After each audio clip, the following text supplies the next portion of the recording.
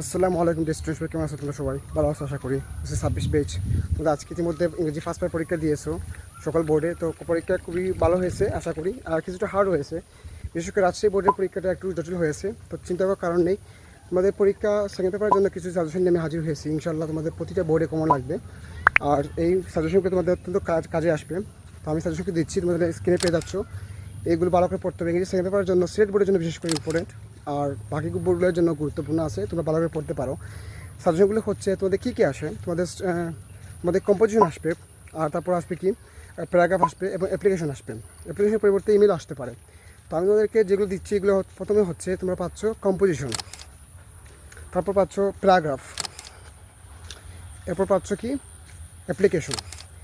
এইগুলো ভালো করে পড়তে হবে। এগুলো ভালো করে পড়লে পরীক্ষা ইনশাল্লাহ কমন আসবে। আমি তোমাদের কথা দিচ্ছি, ইনশাল্লাহ তোমরা পরীক্ষা কমন পাবে। তোমরা ভালো করে লিখে যাইবে পরীক্ষায়।